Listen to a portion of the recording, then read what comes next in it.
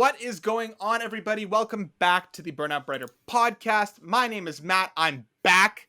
I was locked out of the podcast room last week, not to be let in, as Darren ran a mockery of what was episode 85, but this will be episode 86, and man, do I have bones to already pick with these motherfuckers. I didn't do anything. No, I'm just kidding. I'm joined as always by my wonderful co-host, Darren.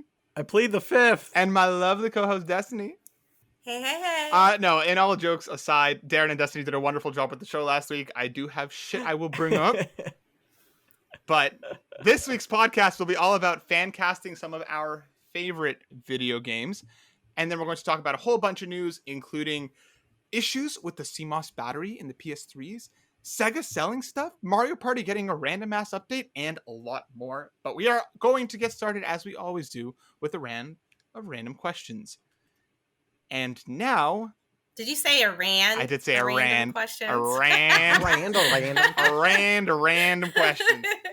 I'm going to start with Destinee this week. Oh. Okay. Okay. Destinee.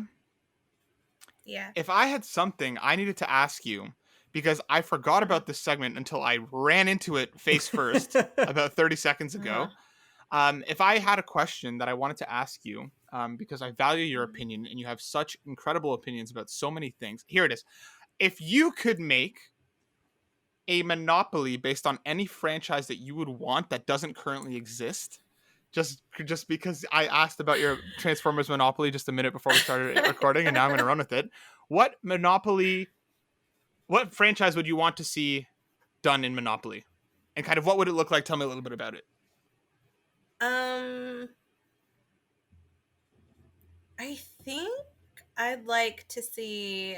I don't know. I feel like it's probably already one because there's like a Hello Kitty everything. Mm-hmm. I'm going to verify this. Yeah, because I don't want to like go into it if there is a Hello Kitty one. Darren is verifying. Because like you can turn everything into Monopoly now. There is Hello Kitty Monopoly. See? I knew it. Okay, so if is there an Adventure Time Monopoly? I think I already know the answer to this, and I think it's yes. I don't know then. I feel like everything I like is already a Monopoly. Is there a Teenage Mutant Ninja Turtle Monopoly? Ooh, that's a good question. That's a good one because like you have 4 players. That's a good one. Can be a turtle. Yeah. There is a Teenage Mutant Ninja Turtles Monopoly. Okay. I don't know. Okay, I'll flip the Matt, question. I don't think you understood what you were getting into when you asked this question. Here, I'm gonna ask. I'm gonna change the question a little bit. What would be the worst franchise to get Monopoly? Ren and Stimpy. Let's find out if there's a Ren and Stimpy Monopoly. Oh my god, I hope that there is. If there is, I'm going to buy it and we're going to play that online. You know how bad that cartoon is. Like it grosses me out. Would be like, yeah, like the animation style. There's a Ren and Stimpy Monopoly. There's no way. There's a Ren and Stimpy Monopoly. I literally think Monopoly, like everything that's like popular pop culture, has made its way to the Monopoly board. Yeah, you can't escape it. You can't escape Monopoly. Yeah, as soon as you get popular, they're on the phone. Mr. Monopoly's on the phone. Hey, want to turn it into a game? I see him sitting in like okay, this, I got like, one. Giant. Okay. What if we took food franchises, right? Uh-huh. So it was just like fast food monopoly. So you'd have like McDonald's, Burger King. Is there a McDonald's Wendy's. Monopoly? You'd have like a bunch of them. Well, McDonald's did have a partnership with Monopoly. I guess so, because they have like the you guys remember? The ones that you collect things, the right? Get Rich thing. Yeah. As far as I know, there's no like regular, like I think that's a great idea, putting like a bunch of fast food chains together to make your own kind of like restaurant monopoly empire. What would be? Yeah, you could do that. What would be Park Place? Park Place is the most expensive one, right? Yeah.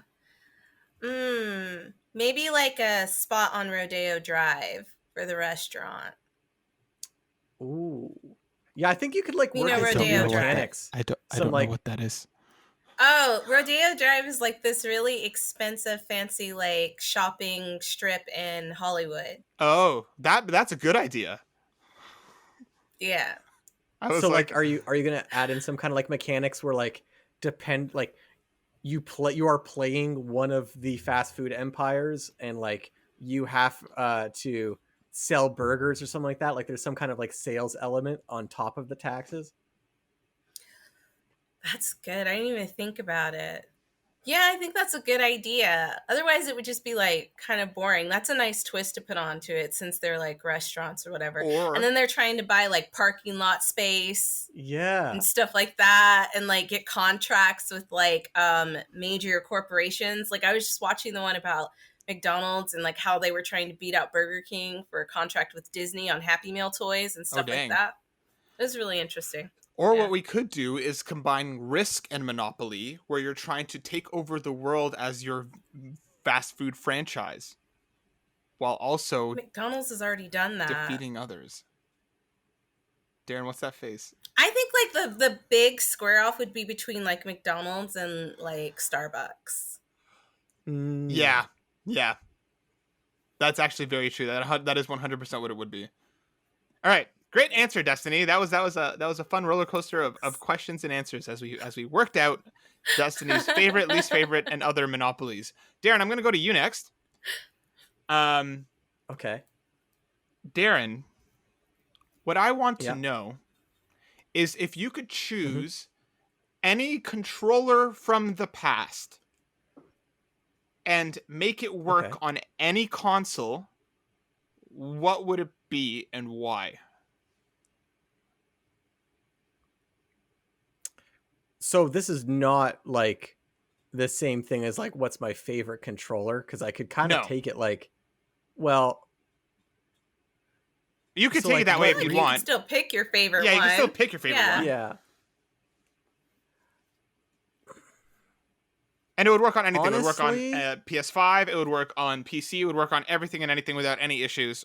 What would you like to play games on? What pad? Well, I mean, for a very like niche reason, I wish that my Guitar Hero controllers worked on any console ever, because then I would have gotten Rock Band 4, because I had all the Guitar Hero Rock Band games on my Xbox 360, but I never got an Xbox One. So when Rock Band 4 came out on PS4, I never got it because I would have to buy an entire new set of instruments for my PS4, and I don't care that much. So that's like a very niche thing, but like if I'm gonna just pick like a controller that I could just choose to use forever, the Xbox 360 controller. Except I'd want it to be the wired Xbox 360 controller. First of all, it's USB, so I mean, easy to plug in, and also pretty much every single Xbox 360 controller that I've owned, the battery pack has broken. So but the Xbox 360 controller, in my opinion, has never been beat. I think it's just like the perfect controller, perfectly shaped into your hands, perfect weight, perfect button feel and like stick feel. Just like, I don't think Microsoft ever improved on that. Just classic. What's so funny? You like that stick feel? Everyone's like laughing silently. No, just the way you were talking about it. I saw Destinee. Yeah, I know. Yeah, me too. I saw Destinee starting to smirk, and then I was like, "Oh no, I'm not gonna make it through this." I think the 360 is an interesting call. I was kind of hoping you were gonna pick like the N64 controller, just because that would make Dark Souls even more difficult. Hey, people play Dark Souls on the DK bongos. So that's true. That's actually very true. All right, who's got a question for me? Darren does. I have a question for you, Matt. Okay. And I do. It's going to be kind of maybe cheating, but I think I want to hear your answer anyways, because we were talking about this while you were listening to last week's podcast, and you said you were thinking about what your ideal day would be like, and you never got a chance to actually share that. So I want to know, Matt, what is your ideal day? Okay. My ideal day, I'd probably get up at like 8. I want to have like a bit of an earlier start if I'm gonna have a day to do whatever I want, right? So I'd get up at like 8. I would. I already don't Uh, like this day. Same. why? It's You're too waking up too early. early. I can sleep later. That's time It's for your video day. games and anime. It's your day. It's your day, Matt. You yeah. don't have to explain it. Go ahead. You're right. You're right. already I'm just being letting you know you're hated starting your on. day off wrong. It's because I start at 8. I'd go to Darren's house. I would leave a giant fish out over him as he sleeps. No, so I get up at 8. I think I would go the waffles route for breakfast. No, I'm a liar. I'd go the pancakes route because I would do some. No. See, I actually do love them very, very similarly. But if it's my ideal day and I can eat whatever I want, I'm going to do waffles, and I'm going to be putting a chocolate chip in each one of those little holes, and then spreading some like Nutella on there and then some strawberries, and I'm going to make like a monstrosity out of that thing. And then some like whipped cream and some ice cream, and I'm gonna make like a sandwich. And then before I would do that, I know Destinee last week you mentioned that you would start your day with some mimosas, and I felt that in my soul. But I wouldn't start with mimosas. I would start with some edibles, just to kind of get the ball rolling for the day, right? Ooh. Enjoy my breakfast, and then roll into some video games, right? Play kind of whatever I'm feeling, whatever's taking the mood. When I got sick of playing video games, I'd stop and probably watch some anime or a big dumb movie about something stupid. Like a couple weeks ago, I watched Godzilla vs. Kong just because I was like, I just want to see some big monsters fight each other. Yeah. And then after that, for lunch, at some point in this entire endeavor, I would probably do something like pizza. I'd probably get a pizza for lunch, right? And then I would just kind of like snack that as the day goes on, right? While I'm playing games, watching anime. And then I would have more drinks or something or some sort of edible type thing in the evening, where I would continue to do whatever I wanted in terms of video games or anime, whatever strikes me at that moment, until like 1 a.m. when I would have Senna order McDonald's for me, and then I would fall asleep in a sea of McDonald's related paraphernalia, and that would be my ideal day. I'd probably do like a walk in there somewhere. I'd go to the park and swing on some swings. And Darren, Senna and I were talking last week about it while you were talking about how you went to the park and swang on some swings. And I was like, that sounds really nice. Yeah. I can't remember the last time I just went to the park. And I thought you were going to make a joke there. Swung on some swings. You're just like, that was very nice. And I thought you were going to just like make a joke. That's why I was like, and? No, legit. Like, I was like, that sounds really nice just to go to the park and to swing on some swings. That sounds fun. No joke. Wow. Okay. Yeah. All right. I have you antsy after I set it up the beginning of this podcast with me having a bone to pick. Now you're on your toes. It's not about the swinging, Darren. I'm on edge this whole time. I know, I could see it. But that would be my ideal day. And that was a good round of random questions. And before we go any further, I'll have you know, I have experienced controller drift, unrelated to spilling things onto my controllers. Like 3 of my Switch Joy-Cons are pretty much useless. One of them is my red one, and Senna likes it.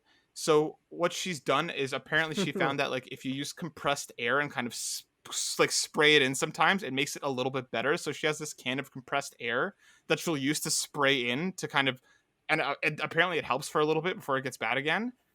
And I'll have you know, my controllers may not be the shining, pristine example of cleanliness, but I've never spilled soda on them. Beer, yes, but never soda. I don't drink soda, okay? I'll have you know. Those were my bones. You don't drink soda? Ever? No. Yeah, I thought you liked like Sprite or something. I'll drink Sprite like at a restaurant if I have to, if like there's nothing else. But like I don't go out and like buy a can of Sprite and bring it home. Nor do Right. I like the only pour like it on your controller. Yeah.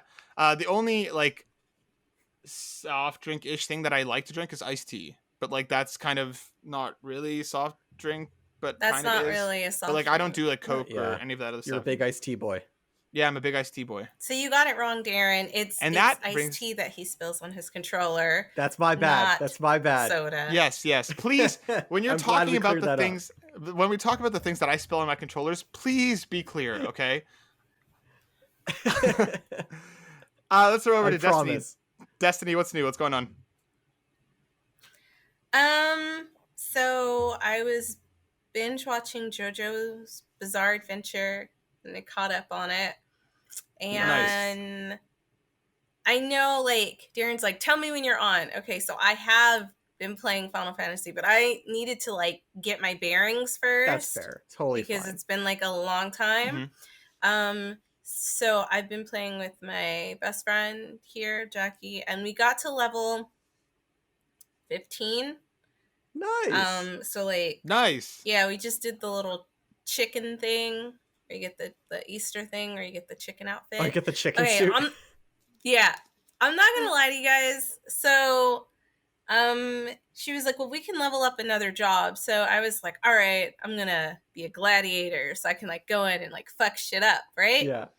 I didn't realize that like you have to like it's almost like all the players are played the same. You just have different weapons.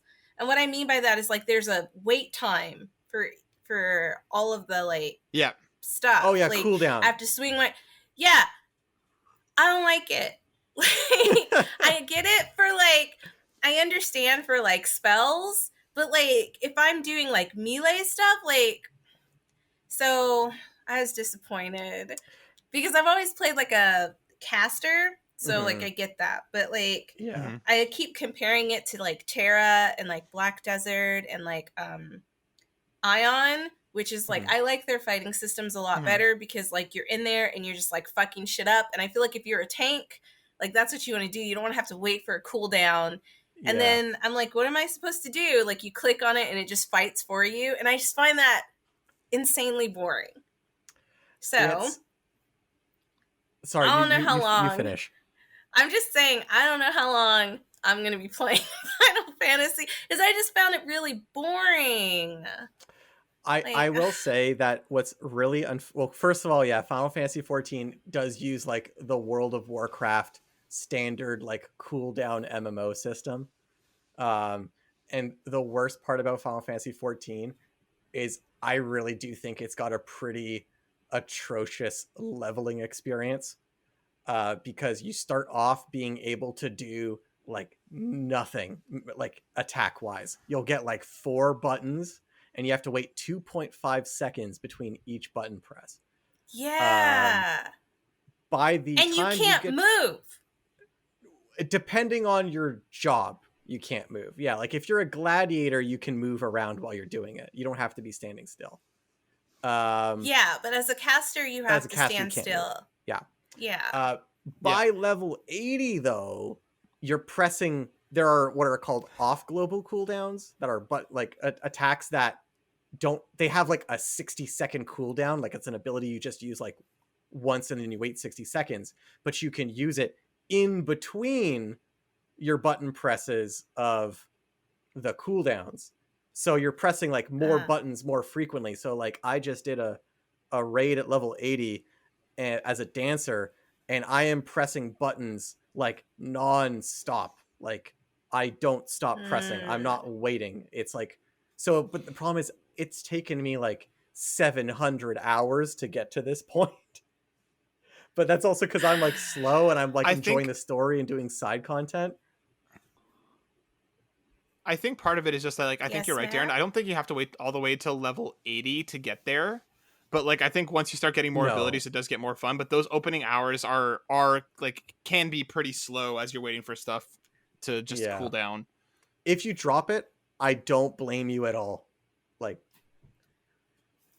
I don't know if I'm going to drop it yet. I mean, I have like 30 days to play it. And then I bought it the DLC. Oh, you bought the DLC So, too? Uh-huh. yeah, because my friend, I wanted to play Vera. Right. Yeah, and you So, need Shadowbringers to be able to do that. yeah, which is ridiculous. Anyways, so I got it, and I don't know. We'll see. Like, if I told her if like in 30 days I'm still enjoying it, then I'll like play it. But like right now, I prefer Terra. I don't know if you guys have ever played Terra, but like it's so good. It is, and like the leveling up is really fast, but it's so fun. It's so fun and fast paced. And for as an MMO, it's like one of my favorite MMOs. So you guys should try it out. I'll definitely like play that again because I had such a good time playing it with like my friends. Yeah, I just find that Final Fantasy moves really slow. I'm guessing that because like Final Fantasy came out a while ago, like that's kind of like how the games were back then. Mhm. So I'm giving it a 30 days. I'm giving it 30 days. And then if I still like don't like it, then I'll probably like just be like, "Oh, well, play it That's fair. sometimes." So I did that, and then I actually stopped playing Cozy Grove because I got really bored with that too. Like logging in every day and doing like 4 or 5 missions. So I put that down. Mhm. And I've been looking at like some other games to play, and you'll be proud of me. So I picked up Undertale again, and I love how like Nice. quirky it is. Honestly though, listen, I don't think I'm going to be able to play this game all the way through because I find the fights really fucking annoying, and I'm just not like fast enough. So I know there's different ways you can play it, and I know there's ways you can like spare the people and you don't want to kill them. So like I don't want to kill them, but I always end up like dying because like I'm just like really bad at like moving around in the fucking box because it's basically you have to figure out like the pattern, and I'm just like shit at it. So, but I like the story and the characters. Like I love that. Like I love the characters. I love how quirky and weird everything is. Like without the little fights, that is like not without the fights, otherwise it wouldn't be a game. I like the puzzle solving, but like I think without like the little fights and being in the box or whatever, like I'd probably like it a lot better because I'm just not good at like figuring out the patterns. But I think it's probably one of the best games that I've played story-wise, like, and like character development. It seems like everybody has their own little like background. Like Sans is like hilarious, and like I still need to find out who Undyne is. Oh He's yeah. like trying to kill me. And it's really cute. It's not what I expected. Yeah, so I'm enjoying that. That's it. That's awesome. Nice. Yeah, I found the fights do take a little bit of getting used to. There were points, some fights I literally sat there forever trying to get through them without trying to kill him because like I'm also really bad at that kind of style of rhythm, almost like dodge stuff quickly, and it took me a while to get through that game. But yeah, it's really good. Yeah, the fights, like what's cool about Undertale is the cast of characters is not large. It doesn't have a large cast, so that means every character gets like a lot of character development because they focused on like a smaller number of characters. And the fights as you go further, they do get a little bit harder too in terms of just like being able to dodge things. Like there are definitely fights that I had a hard time with, especially if you're not trying to kill the monsters because you don't get experience points if you don't kill them. You only get gold. But I am so happy that you're trying to play the games that I like, Destinee. It's a good game. Like I knew it was gonna be good, and I had it in my like library. I just hadn't picked it up at first because the art style, I was like, stop it, Matt. You know what? I'm just gonna tell you this right now. If we get like really popular and like our fans start doing it, I'm gonna be pissed. Stop it. Stop. Oh my god, Destinee! If we get really popular, it's not. No, I'll stop coming on the show. There's gonna be I will signs. stop coming on the show. He doesn't believe me. I will stop coming on the show. Stop trying to ship us. We're not a thing. Midas was all like, ha ha. I was like, it's not funny. Stop.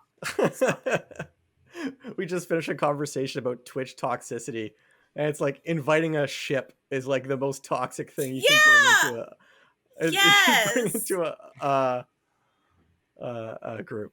Anyways, what I've been up to, I have been up to something interesting in Final Fantasy.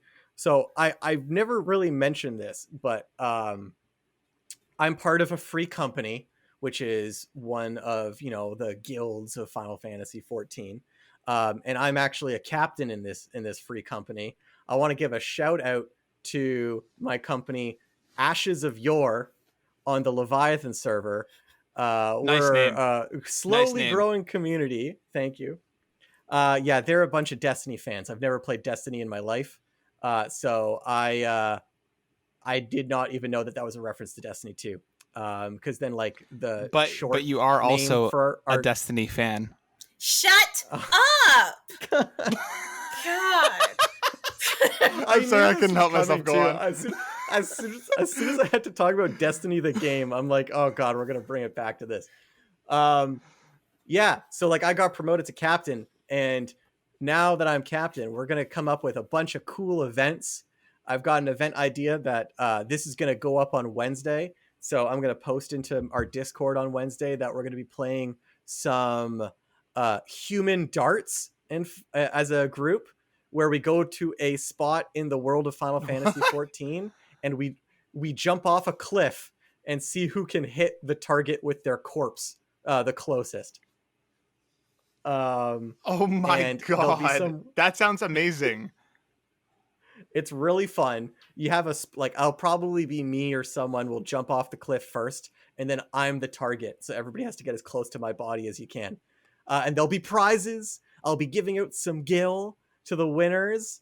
I just want to we've been working hard as a group to grow this community. So shout out to Funkmaster Juice, shout out to Nufu, I think Nufu Dredgen. I completely forgot the last name of his character. I can't believe that. Shout out to Arian, shout out to Joshiro, shout out to all the people in my free company.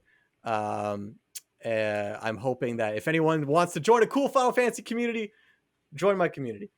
And on another note, I finished what? Hold on. I want to ask a question. How did you get into that? Like, what was the process in you like climbing the ranks of this free company? And like, what did you do, and how do you enjoy it? Well, Arian, who I met in a different free company, I became friends with, and she convinced me to ditch my old free company to join hers. I did that. That's cool. And then I just like chatted with the people, and like we had some like we hit it off. We're all around the same level. We're all level 80 characters, so we were doing some maps together. We're doing some dungeons together. And I just like told them I wanted to like help the free company grow, and they're like, hell yeah. I have a question. Yeah, what? Do you find that like it's okay? Because I have a friend, and she like met her significant other on Final Fantasy, right? Like, okay, so like when I'm playing it, I'm like, how do people like fall for each other in here? We all look like crazy. So, but we all look very similar, So, like, do you find that, like, Final Fantasy is a place, because I know we talked about them having weddings and stuff like that. Yeah. Like, it actually fosters those kinds of relationships. Like, it encourages that. I'm just curious. I think it does. I think it does foster those kind of relationships. Well, I mean, like, any kind of MMO or any kind of game where you have, like, a chat box functionality, like, always on, where you could just chat with other players, like, that promotes socialness. I think that's what you're going to attract, because I don't think it's specifically anything about Final Fantasy. I think it's just any kind of game where social interaction is the main purpose of the game. You're going to foster those kinds of relationships, but especially with the guild system in WoW, or the free company system in like Final Fantasy, like any kind of guild system. Now you're taking this giant mass of players and you're shrinking it to a smaller, intimate community, then yeah, like that's totally going to be a way that you can like get to know people better and build friendships and stuff like that. So yeah, And I think it's snatch really them from interesting. other companies. And snatch them from other companies. Yeah, no ill Some will to my Game old of free Thrones company, level but stuff going on I'm, here. yeah, I'm happy I switched. I'm happy I switched. But And then, yeah, sorry, you were about to so say something entirely different. I finished Lost Yeah, Words. sorry. I beat Lost Words. Nice. How do you feel? And what do you think? Yeah, I really liked it. Yeah, I thought it was pretty cool. I definitely cried like a baby in the middle of the game. Although I think it was kind of like unfair that the game made me cry because I mean, like I don't talk about. I don't think I ever talked about it on the podcast. But last year while I was in Korea, my grandmother passed away. So like I guess I'm already spoiling Lost Words. Apologies, but like that's what Lost Words deals with. So yeah, I mean, like it was really hard. It was a tough moment in the game, and like it hit me like a ton of bricks. So I think it's a really cool game. I definitely think it's a game worth playing. I don't think that it's entirely fair that the game got that kind of reaction out of me because like I don't know, I it almost felt cheap. But I think it is like a well made game, a little bit glitchy at the start, but like very very heartfelt. It took me like on a really nice journey, and I was very very happy you guys recommended it to me because I never would have heard of it if it wasn't for your recommendation. And I do also want to extend that recommendation, despite me saying it's almost emotionally manipulative at how well it makes you cry. It felt like good, like I felt like it was like a healthy cry, not like a crappy cry. I felt like therapeutic from it. Yeah. So that was a good experience. I was worried about you playing it just because I knew that happened last year, but like me and Matt didn't want to like tell you that that's what it like dealt with. Oh, it's fine. I'm like I'm curious to I'm like curious to know like if it had been like her grandfather or her like mother, if you would have had the same reaction. Yeah, I'm not sure. Just because It's a good question. Well, my dad also played it, I should say. And my dad did not have this situation happen to him, but even he said that he cried because I think I want to say that I would have cried anyways, especially from his reaction. He doesn't cry very often. But it's, I think the game, just the way that it is like paced out and the voice acting from the main character and like the writing, it does a really good job of like, even if that specific situation did not happen to you, it's still like universally like empathic enough that I think you could put yourself in the shoes of anyone, or like you will put in your mind an image of somebody else that you lost. So like I think it's a very relatable universal. Yeah, it's a very relatable situation, which is why I think like it probably would still affect you. You know, I think if it you would. lost anyone or anything, like I think it would. I'm glad you played it though. I am glad you played it too, and I think that something that game does really well is it uses the angle of like the main character being a child, right? Like she's very much like left out of the adult situations, right? I feel like if this was, I feel like the game wouldn't have landed as well if it was an adult dealing with it, but because they kind of bring in that child's like naivete into it, right, where she doesn't understand what's going on, she's hopeful but she's angry, and like she goes on this whole journey that like I think just it knocks you on your ass. Like I cried multiple times throughout that game. Pretty much whenever I flipped back to the diary, like I was a mess. But I'm glad you played it. I'm glad you liked it. Yeah, no, really, really good. Really, really good game. Highly recommend Lost Words.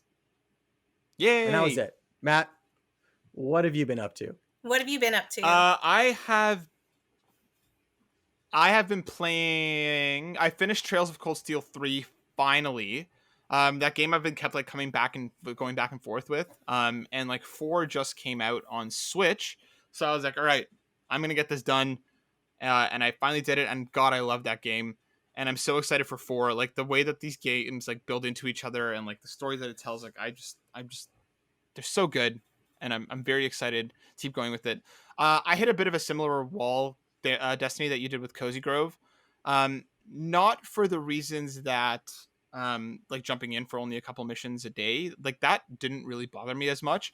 What bothered me is some of like the resource gathering was almost just too much.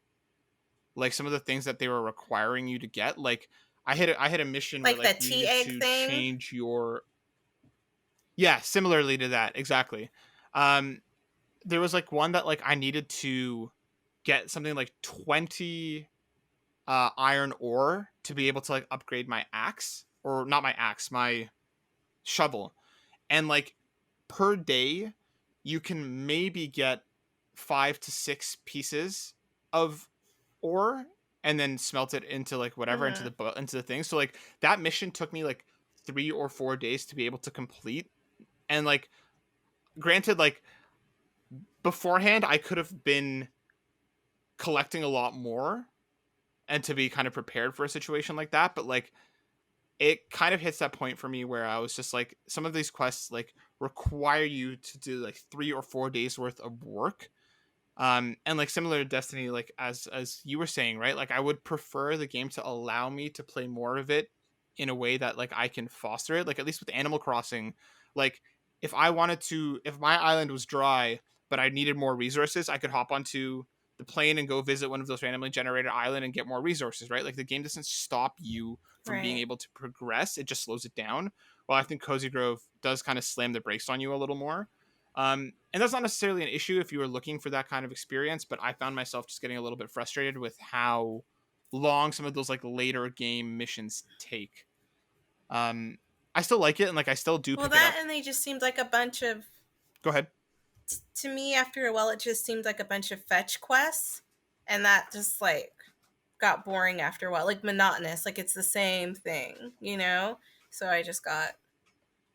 Yeah, no, I I completely was done. understand. I still Yeah, like the no, music. I think it's still a cute game, and I still think if you're looking for that kind of experience, then I still think that's a pretty good way to go. But just know that like it does start to slow down. Like I think I hit like day 15, and it got to a point where I was starting to be like, okay, like all right, this is gonna take me like 3 days to finish. I'll do this quickly because, you know, I think like if it took any longer than 20 to 30 minutes per day, I think I would have fallen off of it sooner. But because it kind of balances out with the, this takes multiple days, but each day the time commitment's low, like I think it's kind of like a balancing act there that sometimes works, sometimes doesn't. Um, and Hmm. that's kind of all I've been playing lately, just because like we were packing and moving and traveling a little bit. So like I only had my Switch with me. I was planning on bringing my PlayStation 5 around with me, but it just being ended up being too big. But like now this week, Returnal's coming out, which has got me excited about a bunch of the reviews and previews. New Pokemon Snap is coming out, and I'm so excited to take pictures of those Pokemon. As you guys said last week, I'm very amped. Um, to you know, just throw some berries and be like, come here, Pikachu, come closer to Squirtle, come here, come a little bit more, a little bit more. But I'm very excited to jump into both of those later this week. But yeah, that's pretty much it for what I've been playing. But what we're going to be talking about today, guys, and Destinee, I'm going to throw to you because you brought this topic up. We are going to be talking about fan casting some of our favorite video games. So can you tell me a little bit more about what you want us to talk about? Okay, so basically there's like trends on Facebook and like other websites where people take their favorite movie franchises and they cast actors they think would best portray like canon characters like Marvel or like Batman. Like it's Mhm. usually superhero movies that they do that with. Sometimes Disney movies, things like that. So I decided, Mm-hmm. why don't we pick some games and do like a fan casting of who we think would like either be a good voice actor for the characters or bring those characters to life. For me, it would be Mhm. voice acting because I brought up a game last night, not last night, last time, and I think I still want to go with that game only because like I found two sets of people that I think could possibly bring those characters to life. But Yeah, that's what we're going to talk about. We're going to present a game that we think is really interesting, and then we're going to tell you guys who we think could pull that character off. Yes. Yeah. So Destinee, why don't you start us off then? So tell us the game that you're going to pick and like how would the movie or thing work, and then who you're bringing in to play those characters. Okay, so I'm going to do like a twofer. So I'm going to do voices for the game, and then I'm going to do voices if it were to become like a 3D animated movie. So the voices for the game I thought would be hilarious would be Key and Pill, because and the game is Toe Jam and Earl. So there's two characters. I don't know if you guys know. I know you guys know Toe Jam and Earl because I've talked about it before. But for like those old G like Sega game players, Toe Jam and Earl, I think they're doing a new one. I can't remember. They already did a new one. They actually released it a couple years ago, Back in the Groove. Ah, okay. I haven't played it yet. But it's basically the first one. I'm thinking of the very first one. Mm-hmm. They are on this ship and they crash land on a planet, and you go around and you're finding all these gifts because you're trying to like get parts to your ship back and stuff so you can get like off the island. And it's like this kind of funky feeling, like Toe Jam looks like yes. So Toe Jam's like this red looking alien. He kind of looks like a rapper, like he's wearing the big chain and like the hat and stuff. And then you have Earl, he's bigger. And now that I think about it, Earl kind of slightly reminds me of Patrick from SpongeBob. Yeah, Patrick Star. Yeah, I see it. Yeah, Patrick Star from SpongeBob. So I thought Key and Peele would be the perfect voices for those two characters because they play well off of each other, and they're just a really funny duo. And I could see like the game itself is comedic, and they don't really talk a lot in the game, so I think it would be amazing to give them some voices and have them play off each other. So that's for the game. Right. So for the movie, I thought because we need bigger names, like big names to pull people in, I thought a good duo would be Kevin Hart and Dwayne Johnson because they played so well off each other in Jumanji. Oh my God. So I decided that Dwayne would be Earl. Yeah, and Kevin Hart would be Toe Jam. And I was like, that would be, I want to see somebody do it. That would be hilarious to have them like crash land on Earth. And it'd be like some family kind of like PG-13 movie or whatever. And them trying to figure out how to get back to their planet. But then like, so that was my fan casting. Oh my God. For my game / movie. So yeah. So for the movie, do you see that being like a Sonic style? Like they are 3D characters in like the normal world? I can see it both ways, but I think I would rather it be all animated just because I feel like you have more, you're able to do more in an all animated world versus like if you bring in realism. But I mean, I can see it being like them. It would work well too if they were aliens and it was in a real world setting because they're aliens. So obviously they would look different. Well, yeah, because the game could work either way. The game is kind of like very ambiguous as to what planet they land on, but it's like it's like as close to Earth as possible without it being Earth. Like you're in called space, Earth, but you're like on space and in floating islands, but you have like real people and like ice cream trucks running around. You've got tourists. Like you got tourists. I was gonna say you missed casting the most important character. Who's gonna play the man in the carrot costume? Oh, I didn't even think of that because I was thinking of the first game. The man in the carrot costume's in the first game. But you don't really see him. Yeah, that's true. I don't remember. You don't really see him. But I didn't even think about that. Who do you think should play the man in the carrot costume? Well, I think it's like an old man with a beard, if I remember correctly. So I'm honestly... Maybe we should bring back, what's his name? Because he was in Jumanji too. The little short guy. What's his name? Danny From DeVito. Always Sunny in Jack Philadelphia. Black. Danny DeVito. No. Yeah. Danny DeVito. Yeah, Danny DeVito was in Okay, Jumanji okay. too. And Yes. yeah, Danny DeVito would actually make a great Carrot Man. I was also thinking David Letterman with his giant beard. But Yeah. no, that's a great cast. Would you like be upset if they tried to make a live action Toe Jam and Earl? No.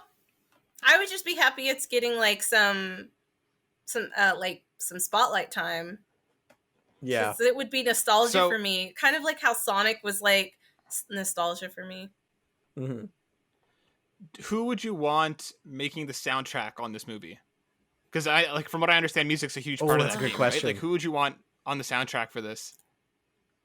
Pharrell.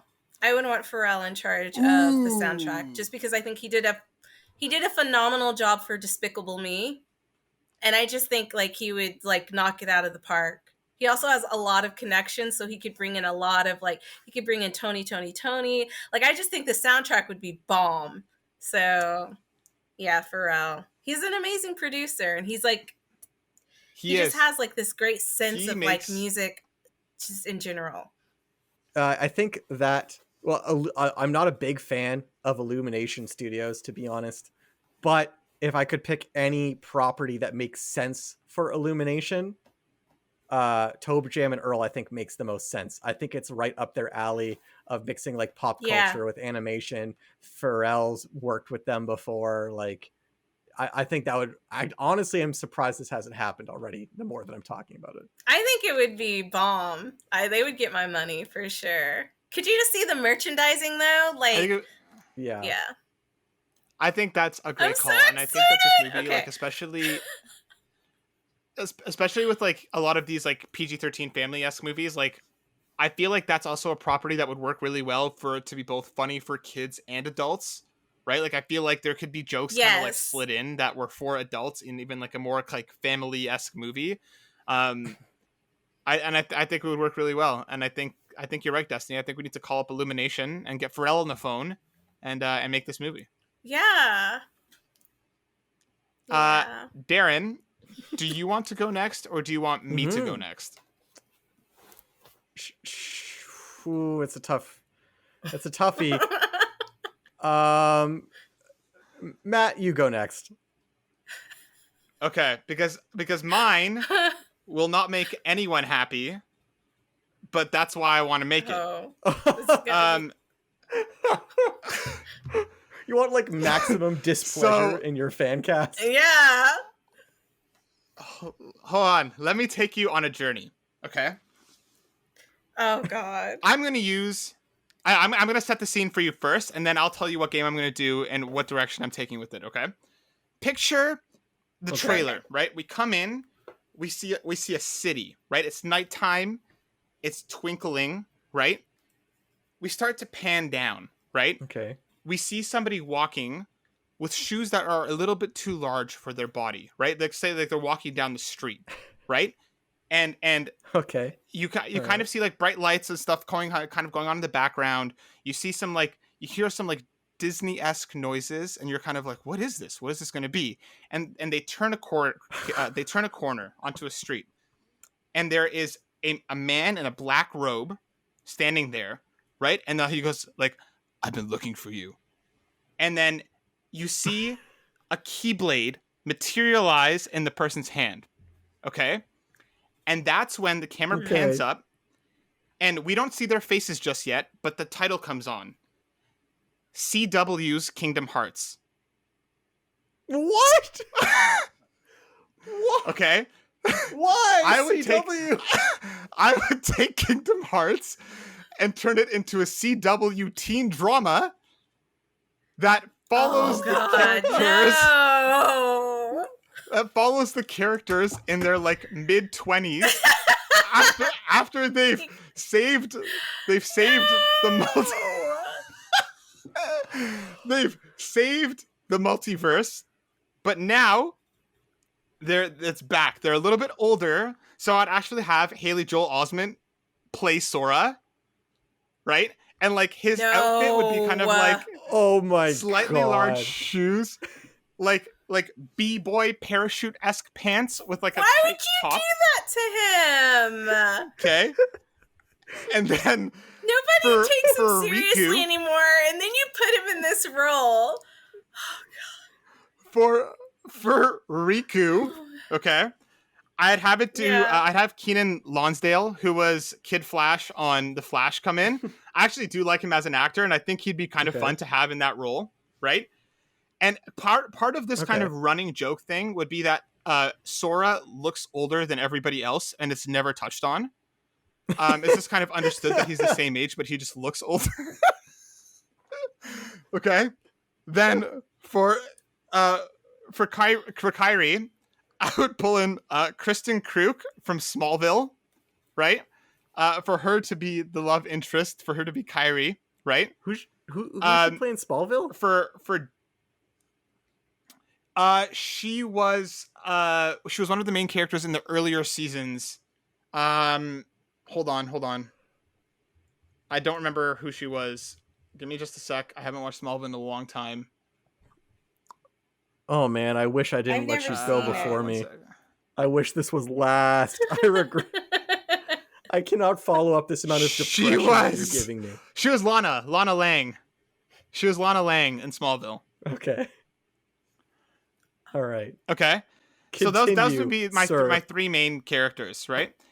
And then as you would kind of like, as the series would start, like there would be like a threat from Organization 13 and the Heartless, but like we would kind of use the first season to adapt the first game. So you wouldn't really see Organization 13, but you would have Ansem. Okay. And Ansem, right? I would use Tom Welling, also from Smallville, to be Ansem. I would make him grow his hair out. Okay. And he would be my Ansem. Okay. And then it would kind of start off with Sora on like going to find Donald and Goofy because he needs their help for this threat, right? We kind of start the series and like Riku and Kyrie would obviously disappear as they do. Okay. Donald would be played by Rahul Kohli from iZombie, and it would be kind of like this British version of Donald Duck. Okay. And like That's he'd be wearing so like weird. He'd be wearing like white pants and a white shirt with like a blue vest. And all the time. And then sometimes while he was talking, he would accidentally slip up and start talking like Donald Duck. He's wearing pants. White pants. Okay. White pants. Okay. Okay. And then he'd sometimes just slip up and go into Donald Duck voice when he gets upset. Okay. For my Goofy. Atrocious, Matt. For my Goofy, I would take it the dark route, and I would make Stephen Amell come back and play a dark Goofy, where he's like, ever since they disbanded, he's been like a vigilante in Traverse Town. Oh and they have to stop. Matt, you need professional help.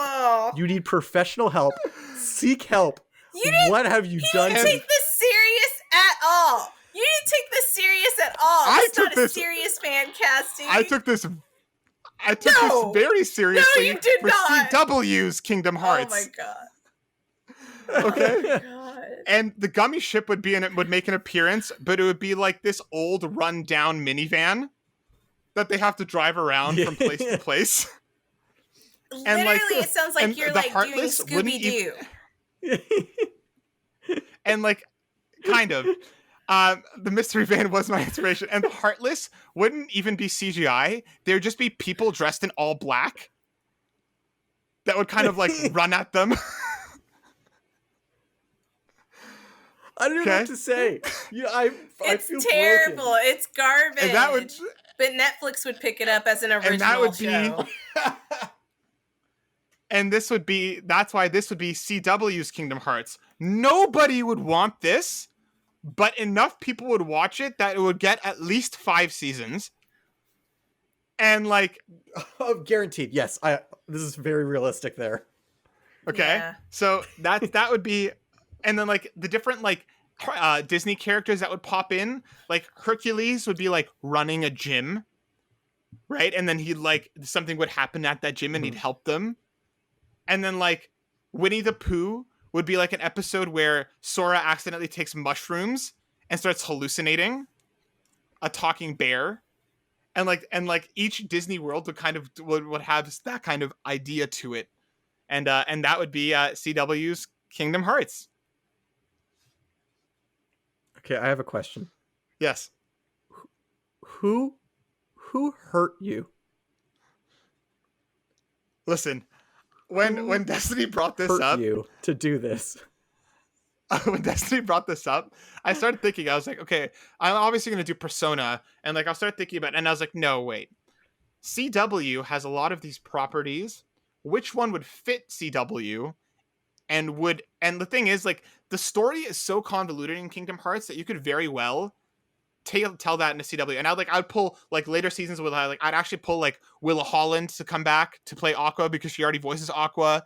And you could do Right. all of these things where like instead of people going missing, they'd like end up in jail or like they'd be like on the run or some shit. And this would be CW's Kingdom Hearts. I would watch it. I know you would, and so would I. If only to see. I probably would not. No, I this is actually so horrific and so offensive that I need to see this. I need this to be real. With like the deepest recesses of my soul, I would sell my firstborn child to get this rendition of the show created. I need Haley Joel Osment, short and stout as he is, to dress up as Sora, put on the clown shoes, and wave his Keyblade around. I'm telling you. I need it. I'm telling you. I don't want that for him. Awesome. And I also I want him to like live out the rest of his life like happy with the work that he's done. Okay. And like I also think that like the Keyblade, okay, and stick with me for a second, the Keyblade, because they'd be like, where does he keep his Keyblade? Would actually transform into an actual key that they would use to start the gummy. Which would it wouldn't be called the gummy ship, it would just be called the gummy. And when he needs to fight, he would like whip it out with this tiny little key, and then it would like grow and expand into the Keyblade. I mean, that's probably the coolest thing you've said for your entire show. The shrinking Keyblade. It's perfect. That's it. This is everything perfect. else is absolute like trash. Yep. Absolute trash. I love every bit of this. Which is why I love it. Which is why I knew I had to make it tantalizing enough that even it, despite sounding awful, you would still be on board. And that's why I took you on this journey, because I think that Kingdom Hearts would work to some extent as a CW show, but again, it would not be the version that anybody asked for. And yeah, with a CW budget, with a bunch of filler episodes, with plot lines taking way too long to happen, Tetsuya Nomura would probably be involved in some capacity just to make the story even more ridiculous. But like, this would be CW's Kingdom Hearts.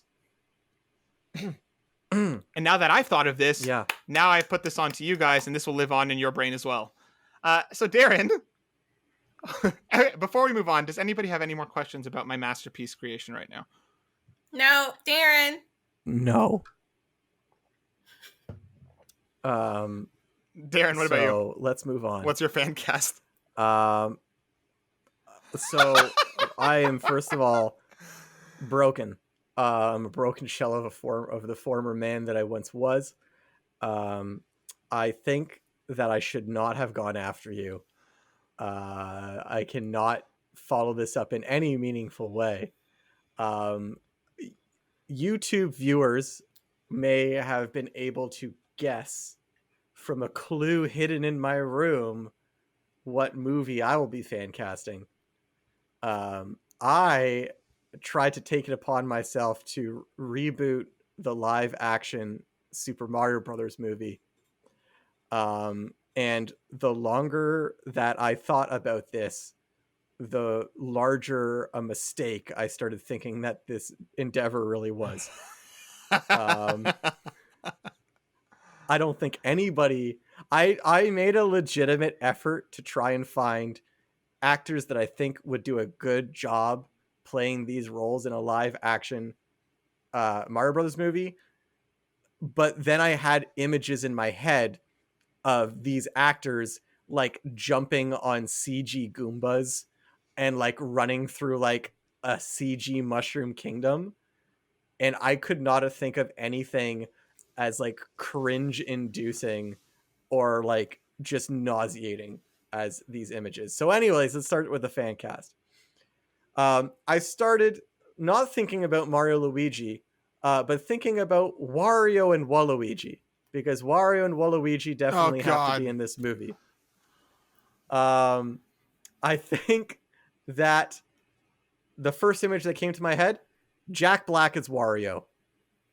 That's it. Jack Black needs to be Wario. Yep, makes sense. It's too good. So we need an equally tall, slender comedian to work with Jack Black. So for my Waluigi, I propose Sasha Baron Cohen. I think he's got the comedy and acting chops to pull off a despicable waste of human skin.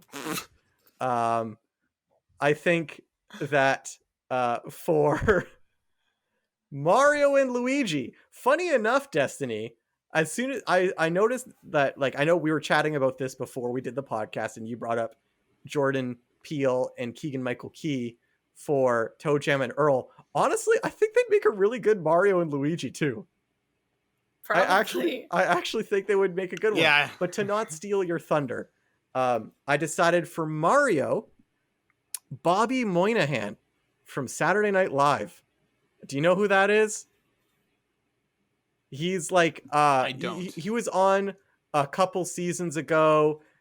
He played Drunk Uncle, was his one really famous person he played on like Weekend Update. He's a little bit of a larger man. Okay, yes. Yeah. I think he'd make a really good Mario. And to be his Luigi, Ben Schwartz of Sonic the Hedgehog fame, John Ralphio himself, I think would make a really good Luigi. Oh my God. Because I'm trying to find actors that look the part and also sound the part. And I think I looked up photos of Ben Schwartz with a mustache to confirm. And my suspicions were correct. He's Luigi. For Peach, I like it. I had a really hard time casting Peach. I didn't know what to do. I had this the only person I could think of was Kerry Washington.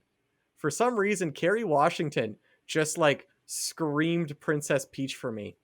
I've never like seen her in a movie that made me think that she could act like Princess Peach, but like regular interviews with her made me think that she would be Princess Peach. She has this like royal aura around her. So like Kerry Washington. For Bowser, nice. Ron Perlman for Bowser. I think yes, would be like my normal pick. I think he's like he could be in like a suit and everything like that. This is where my brain started to be like, this is a horrific mistake. Thinking about Ron Perlman being in a Bowser suit just disturbs me immensely. I don't want to see this happen. And I think I want to see it happen now. Me too. But inspired. So hold on. Hold on. So quick Okay. question. Would Bowser just be like fully CGI and like would like how would Bowser be brought to life in this movie? No, would he look like video game Bowser just on screen suit. or like?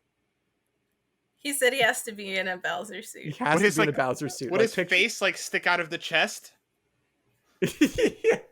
Like a mascot costume. Ron Perlman's face will be inside Bowser's stomach. Just painted and yellow. It could be like painted to like yeah. With like black face paint lines across his nose to like blend in with the lines of his stomach. I don't like it. And but the other thing that I Oh my was thinking was now inspired by Destinee just talking about also her Toe Jam and Earl live action. Why don't we have, instead of Ron Perlman Bowser, we switch to a Bowser and Bowser Jr. combo of Dwayne The Rock Johnson as Bowser and Kevin Hart as Bowser Kevin Jr. Hart. That would also work really And- well. Oh my god. Dwayne Johnson would now be inside a Bowser costume like Ron Perlman with his face painted like Bowser's stomach. But Kevin Hart would just look like Kevin Hart, except wear like a onesie Bowser Jr. costume is what I'm thinking. Can we I then was have hoping for so this crystal- much. I was really hoping that you would by how you were casting it at first, that you were really gonna make this work, like a better movie than the last movie. But I see now that you've turned into a Matt, and it's become absolutely ridiculous. I'll redeem it. I'll redeem it with. sad. I'll redeem it with what I think is a genuinely good Toad fan cast. For Toad, Okay. for some reason on the internet, everybody was saying Patton Oswalt should be Toad.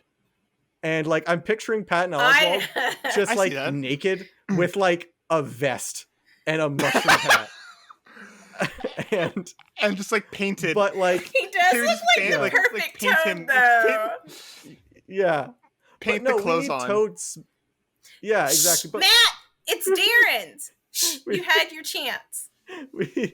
we have Toad.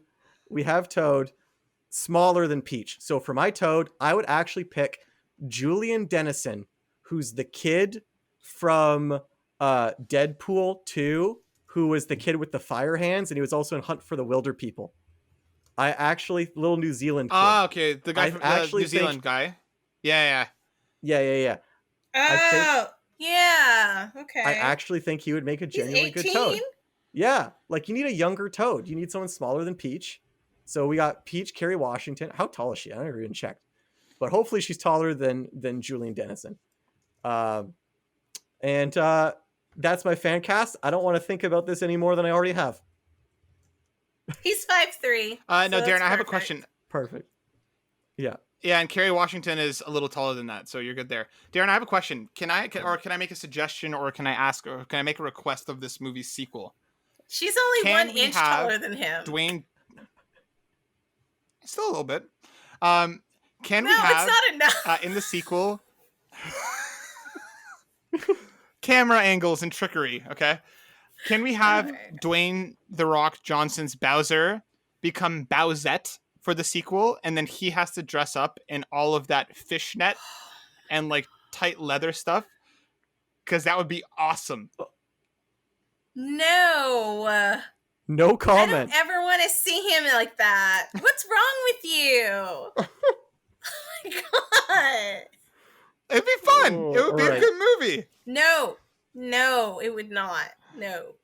This has been a productive fan cast.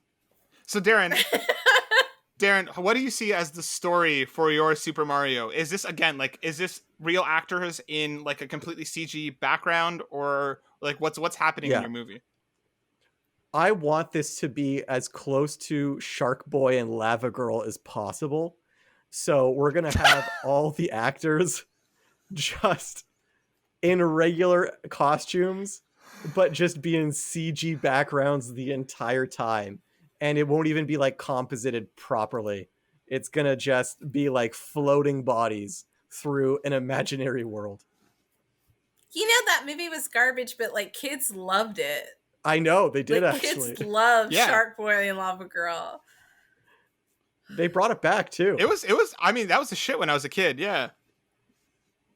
I didn't watch that because it was garbage. Hey, Oh, God. younger And now me I loved see- that I movie. see It was where a lot you're- of fun. Well, I can see where younger you has influenced your fan casting as well, because that was ridiculous. Listen, I put in so much work into making the CW Kingdom No. Hearts. You can't tell me No, I you half-assed it. didn't. I full-assed making You it didn't- bad. You didn't take it. Yes, you did. You full-assed making it a mockery. That's what you did.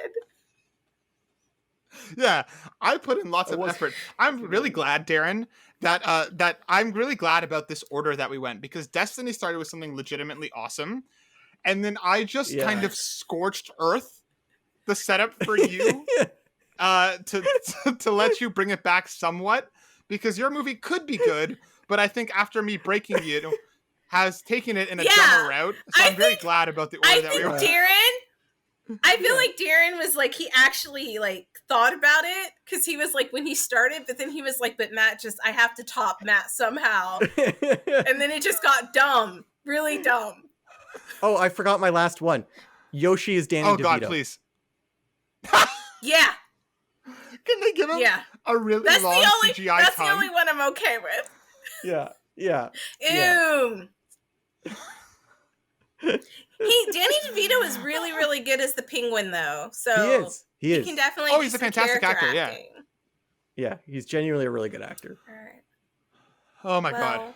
Thanks for taking me on this journey. Yeah. Thanks for suggesting that, Destinee. Yeah. We'll definitely have to bring this back in the future for a future episode, because I think this is something that we could do again with new topics, with new movies or games. So yeah, that was fun. So. And anybody who's still listening, thank you, because that was a lot that you went through with us, and I hope you are excited for all three of our incredibly diverse and awesome properties that all stand on their own. I wish I had a drink. Let's jump over onto some news. So to follow up with a conversation that Darren and Destinee were having last week, I'm first going to be pulling from thegamer.com, written by Sean Murray, that says Sega has sold its Western arcade division. The past year hasn't been kind to Sega. Problems with working from home due to the pandemic have caused Sega to fall well behind on its release schedule for 2021, with half of its planned releases delayed into 2022 or later. It's even worse for Sega's arcades. With COVID lockdowns preventing anyone from going anywhere, Sega's arcade divisions have been taking dire losses for the past year. Sega already sold its Japan-based arcade division, Sega Entertainment Company, and now it's announced the sale of its Western-based arcade division too. So it seems that Sega is getting out of the arcade business as a whole. They will still continue to make games, but it seems like this is the end of the line for a Sega arcade style thing. Destinee, what are your thoughts and feelings about this? I think it's sad. It makes me wonder, like, what's going to happen next. Do you see a future? I mean, like, I didn't.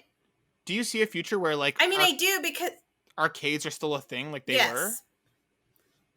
I do, in places like Las Vegas and like places where there are like lots of tourists and like strips, things like that. Mm-hmm. But I think for me it's mostly nostalgia, so it's kind of sad to see them like let it go, and especially in Japan, because I noticed, like, I think I read something where, like, not too long ago they shut down one of the biggest arcade spots that they had. So I mean, like, just in general, it's kind of like, you know, video killed the radio star. Now that everybody's like playing things at home, and I think like COVID was like the last nail in the coffin. It's just nobody wants to walk into a building and touch a bunch of random devices that other people touched. Yeah, and I mean, I understand that. It's just kind of sad, you know. Yeah, it just kind of feels like that kind of arcade system is like kind of like of a bygone era. Like if you have all of these things at home, and the problem is, like, people have so many games at home, people have massive digital and physical libraries, like, why go somewhere to pay for each experience if you have a lot of them at home already? But it just, like, it takes away that magic. You know what I mean, Darren? I think back, Darren. Yeah. And I think, Darren, you know what story I'm going to tell here, but when we went on our graduating trip in grade 8, and we found that arcade, and we spent so much time in that arcade near our hotel, like, it, like, yeah, it's such a cool thing. Darren, how do you feel? Yeah, no, I'm sad. I really do like the arcade experience. I think it's fun. It's like a really good way to spend like an afternoon, and indulge in your gaming habit, but in like a more social and kind of active way. Yeah, no, it's just sad. It really is sad. I think that there is still room for arcades, but it would have to be more of like a niche kind of market. Like I think arcade bars are kind of like probably the only viable thing now. Yeah. I just remembered that like me and Darren also went to an arcade, a couple of them when we were in Japan. I played for a long time. Yeah. You had to pull me away from that. He had a good Tycho time. I have a video. Yeah, I have a video of it. Yeah, and that's why, like, I would like to see, like, if VR continues to become, more prevalent and more people kind of get in on that. Like, I'd like to see those kind of spaces recreated in VR. Like, if you load in and it's an arcade with a bunch of different smaller games, and you could load in with other people. Yeah, and, that'd be cool. Well, it wouldn't be the same, but I feel like it would at least capture some of the spirit and some of the magic of like, okay, let's go to that one and like walk over together and like, you know what I mean? Like the interfacing and stuff would obviously have to be worked out, but I think it's a cool way to kind of keep that spirit alive. And I hope we see more of that, because I know there are a couple of shorter experiences like that, but a full blown out one would be cool. Let's move on to our next story. This is one of the most confusing stories that we've ever talked about, just because I don't get it. This comes from IGN. Super Mario Party gets new online modes just 2 years after release. This is coming from Jordan Alleman. Nintendo has released a free update for 2018 Super Mario Party, bringing more online play options to the game more than 2 years after it came out. Previously, players could only enjoy Super Mario Party's Mario Party and Partner Party modes in offline co-op, but today's free update will modify the game so that players can host and play matches online. This is 2 years after that game came out, which had just a few boards. People were upset with how little content there was in that game and were kind of wishing for more content to be added. Nothing happened. Now, 2 years later, they add online functionality to a game you would think would have online functionality from the get-go. I'm just confused. Darren, why did it take them this long? Why are they even doing this now? Like, what's the point? I don't know, man. I don't know. I just like, this is like the definition of better late than never, I guess. Like, it's something that should have been there from the start. They added it. It's there now. I would have also liked for it to have come with a new board, because Super Mario Party was already very light on content and like kind of not worth the price. So yeah, I guess good that they added it. So I saw some people kind of speculating online that they're developing the next Mario Party, and that's going to have online functionality from the top, and they've kind of retroactively fitted that tech onto Super Mario Party just to give it to people that already own the game. Do you think that holds any weight? Maybe. I mean, Mario Party is a very successful franchise, despite it not getting very good reviews critically most of the time. Like, people buy it. I hope they do make another one. I hope it has more content, and maybe I'll actually get it. Destinee, what about you? Were you ever much into Mario Party? I know you're not generally into the Mario competitive games like Super Smash and Mario Kart and stuff, but was Mario Party ever much for you?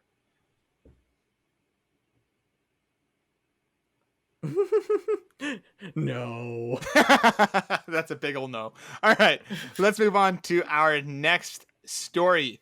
Apex Legends adds a new permanent 3v3 arena mode. This is also coming from IGN from Matt Purslow.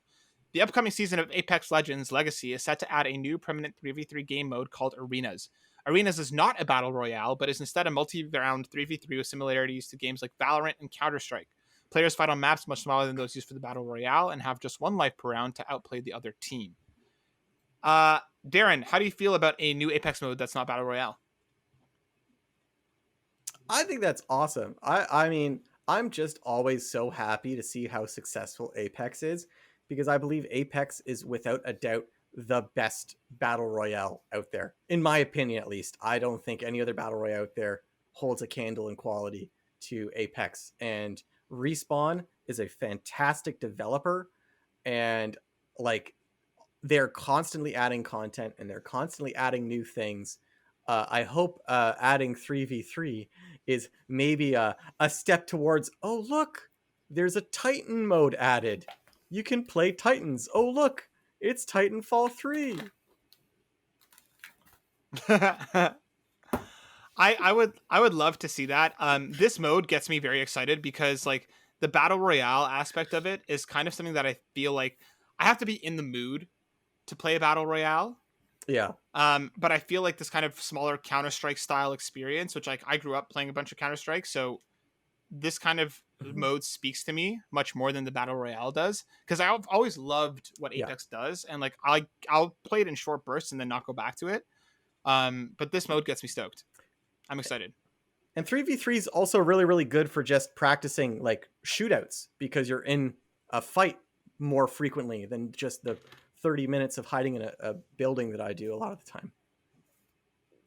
I play it the same way. I hide a lot. Yeah. Just behind a corner, looking out. That's actually the way I do it too. I can't be the person that's like dropping into a hot zone and being like, I'm going to shoot everybody. I'm like, no. You see that bush? Catch me over there for the next 20 minutes, and I'll slowly work my way in as the shit closes. Yeah. We should squad up for Apex and do a video about that. It'd be fun. All right. I'm so the last bad two at stories it. that we're going to go into, but it's fun. The last two stories that we're going to go into, one of them is interesting. The other one has me and Destinee cracking up while Darren is getting worried. But let's go to the Lego Super Mario one first that Darren has found. Lego Super Mario has started crying out for Luigi. This is coming from Eurogamer from Tom Phillips. Lego's electronic Super Mario toy has been calling out for his brother, and owner has noticed. Following a firmware update this week, Lego Super Mario now cries out for Luigi after being woken from a nap. Video footage of this phenomenon popped up online. Blah, blah, blah, blah. I'm going to skip further down a little bit. So there's going to be a Luigi like expansion, not an expansion, but like a Luigi Lego set to kind of go along with Super Mario's current standing Lego set. But now it seems that if you own Mario, he's now crying out for his brother. Destinee and I immediately started laughing, but Darren has some very valid concerns. Darren, tell us, why are you worried about that this little Lego Mario is now going, Luigi, where are you? So yeah, it's very it's cute, all right? I'll admit it. It's cute. But we're adults. We can look at that and be like, oh, that's cute. That's really funny marketing. That's smart marketing. But this was brought up in the Gymquisition. The Gymquisition brought this to my attention, and I agree with their point. They said that this is basically super gross marketing to kids, because like kids will be playing with Mario now, and their parents might be like doing something else, but just secretly they'll wake up their Mario toy and Mario will be like, hey, little boy, little girl, Luigi, I need Luigi. Go buy Luigi so you can save me. I'm so lonely without Luigi. Super creepy. I just think that you should not be able to market to kids that directly, that discreetly. Like, I think that's like a legal gray area or even an ethical gray area that I'm really uncomfortable with. At least he's not waking up asking for Peach. That would be like a whole new thing. But like that could also be the precedent going forward, right? And Darren, like I do share your concerns. I just think that this is such a hilarious thing that like, but I completely understand where you're coming from, because now if they do a Peach expansion or they do a Bowser one, right? Mario can continually wake up, and if you have Mario and Luigi, and now they're both being like, watch out, Bowser's coming, or like, oh, where's Peach? Yeah, like the same kind of thing. Bowser expansion. And like, I love Lego. Don't get me wrong, but like Lego is not cheap, right? Like those are expensive toys, right? They're well made, et cetera, et cetera, et cetera. But like, especially now that you got Nintendo in on Lego, the price of that Mario set is expensive. So like to then turn it onto the kids and be like, Mom, Mario keeps asking for his brother. Like, I need his brother. Like it is incredibly gross. And somehow I'm also not surprised. Yeah. Yeah. Right. Like, I love Nintendo and I love a lot of their games, but I think their a lot of their business practices are downright scummy. And this being here, I'm just kind of like, yeah, I mean, of course they did. It doesn't surprise me. Yeah. Yeah. Destinee, what about you? If you had a kid and your kid came up to you and was like, my toy Mario keeps crying out for his toy Luigi brother, Mom, will you buy it for me? What would you do? How would you feel as like a parent in that situation? I I would need to call the company to see if like that was actually happening, especially if I hadn't heard about it. Because like, what if my kid's just hallucinating and we need to go take him to a doctor? So, I mean, like, I feel like, I mean, I'd probably laugh, but it depends. Like, I feel like even if they're marketing it towards a kid, like, I don't know. I almost think like if you get Mario, eventually you're gonna want Luigi too because they come as a pair, Sure. right? Like they're brothers. But I also think like sure. it doesn't matter how well people market to kids, it's up to the parent. So if I'm the parent and I don't want to buy it, I'm not buying it.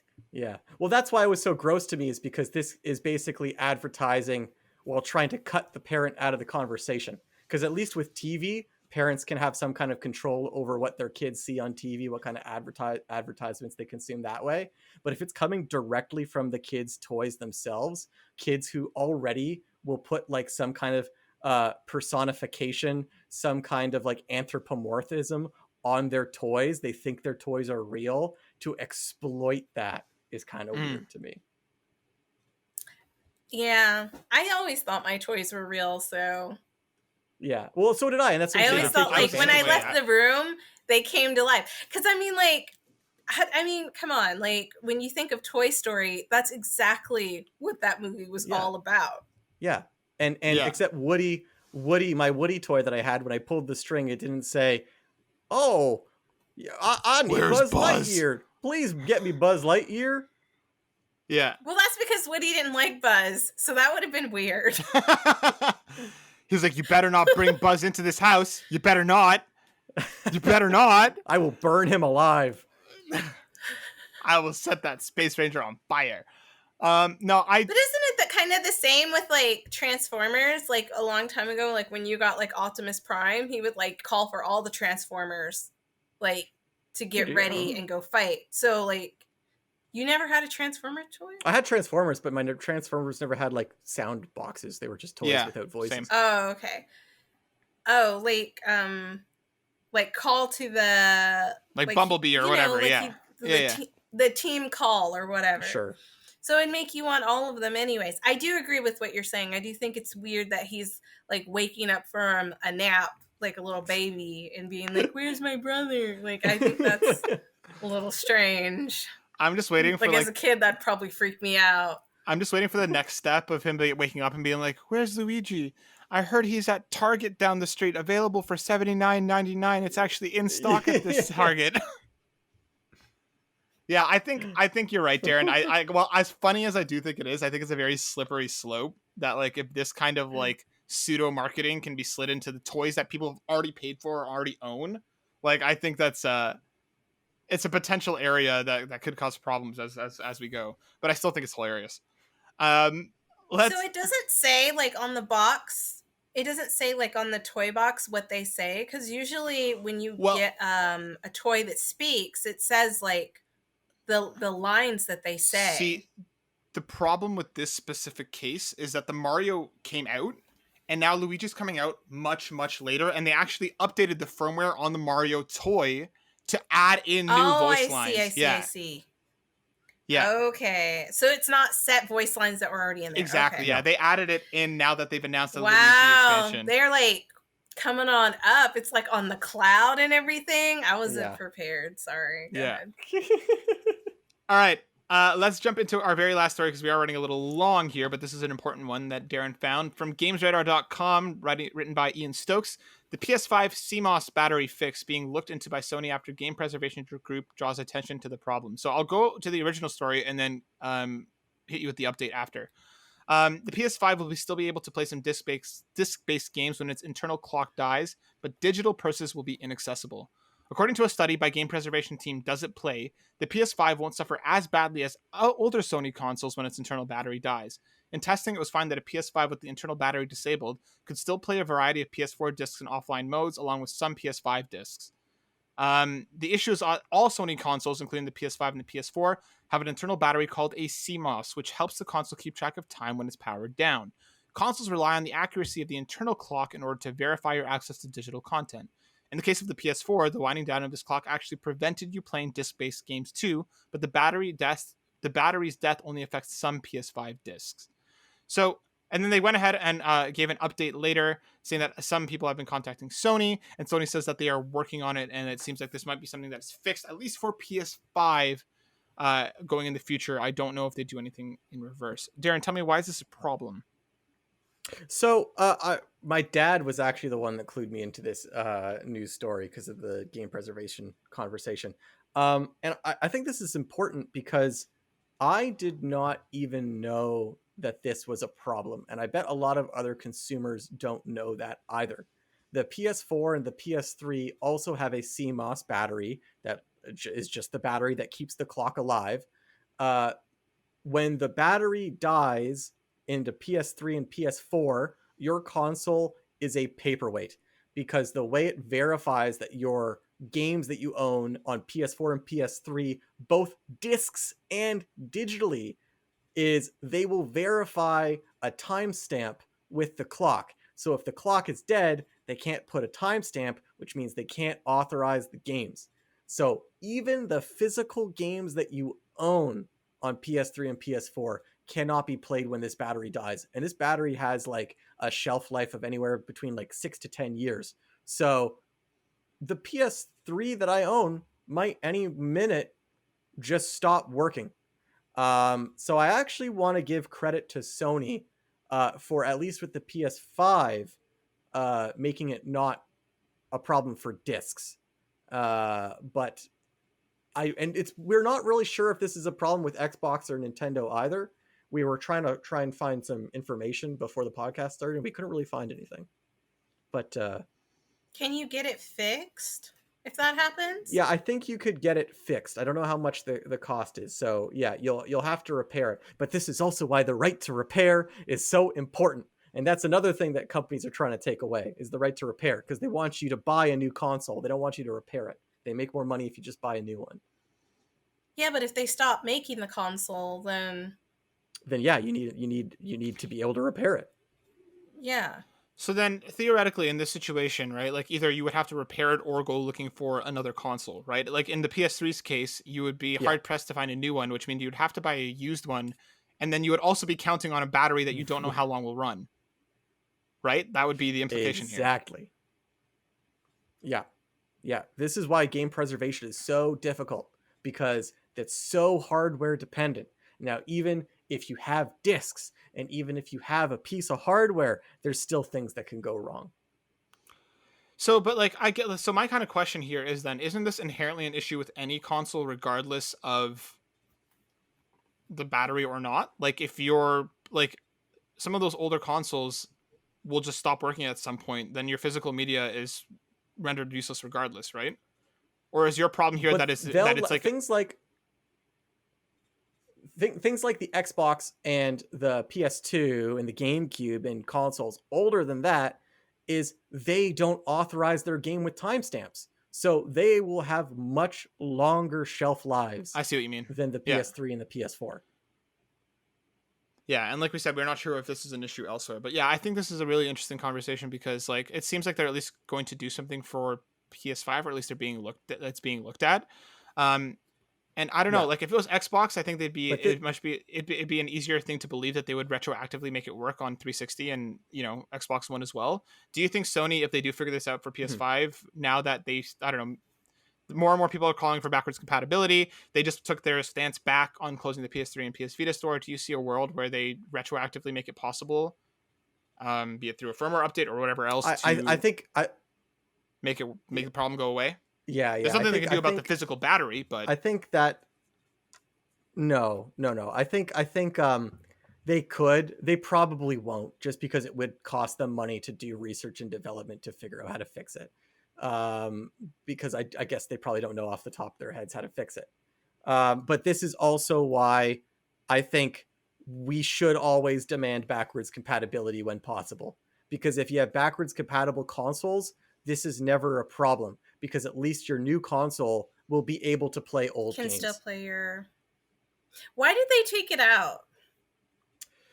Hardware limitations. At least with the PS3 they built with such a freaking weirdo system architecture that they cannot they can't, like, it's not even comparable. Like the PS4 just doesn't know how to run PS3 games, and it's not powerful enough to emulate them. And I'm guessing the PS5 is the same issue. You would think, like, moving forward with a whole new system, they would. Yeah, Yeah. PS4 It's to a problem. PS4 to PS5 isn't as much of an issue, but PS3 is kind of this like weird island that like they have a lot of problems trying to get shit working backward, like back and forth. Okay, Darren, the last question that I'll ask you before we wrap on this conversation, because this is obviously an issue with PlayStation, could possibly be an issue with Xbox, right? And I think that's part of the problem is that they've used the same physical medium kind of going through it, right? Disc-based things. Why do you think that something like Nintendo gets a pass? Because like it continues to change its physical delivery of its content, right? You went from cartridges to discs to now chips. Like, why do you think this is less of an issue there? Or do you think it is and it's just not being talked about because like, do you know what I mean? Like, I'm not really making my point well. Yeah, but I know what you mean. No, I think I know what you mean. What you're trying to say is like, people are complaining to Microsoft and Sony about backwards compatibility, but you don't hear the same level of complaint towards Nintendo about backwards compatibility. Right. And that's only because the physical medium is different. I think it's exactly. Yeah, it's only because the physical medium is different. And I think it is as much of a problem. I think Nintendo should be under just as much scrutiny. I think the only reason they're getting a pass with Switch is because of the nature of portability. You cannot play a disc. So clearly, like, Nintendo, they keep changing the way the controllers work. They keep changing the way their console works to the point that like backwards compatibility would just not be physically possible. And I think that is in and of itself another problem that's just as large. I think people should have a problem with that. They just don't talk about it because it's so obviously a problem that it's like, where do you even begin? You just have to make a whole brand new console. Yeah. Yeah, and I know we've talked about grain preservation a lot in the last couple of weeks, but Destinee, does this bother you that like there could be something physically in your console that just times out one day and then you're up shit's creek? Yeah. Why? I mean, like, I feel like you guys have already like covered it. Like, I don't feel like I could add anything else to that conversation other than it's shitty to have a console and then all of a sudden you can't play games on it. The only thing I can like think of is like your PS3 now turning into a full-fledged like DVD player. It's probably pretty much the only plus out of that. Yeah, pretty much it. I mean, I could still use it for that. Yeah, I guess that added functionality is at least something. Right? All right. Well, then that brings us to the end of the episode. Guys, it's been a ton of fun fan casting with you. I know we're all very happy and very proud of each other for the work that we've done today, along with a whole bunch of news. So sorry, this episode ran a little long, but we had a lot that we wanted to talk about. And plus, I'm back after being gone for a week, so I had to, get all my shit in, just because that's who I am. But that brings us to the official end. Darren, thank you so much. Destinee, it was a wonderful topic that I'm not sorry about what I did to it, but I am proud of myself, and I know you are too. Everyone, we'll catch you guys next week. Thank you so much for listening and or watching on YouTube. Darren, Destinee, we'll catch you guys next week. Bye. Peace out.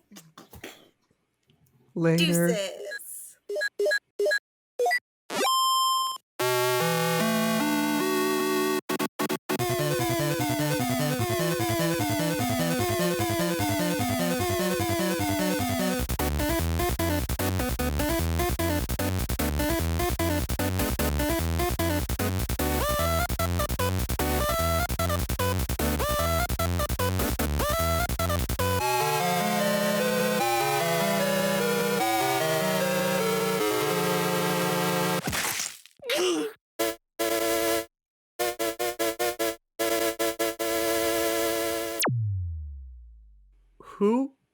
Who hurt you? Listen, when Destinee brought this Hurt up, you to do this.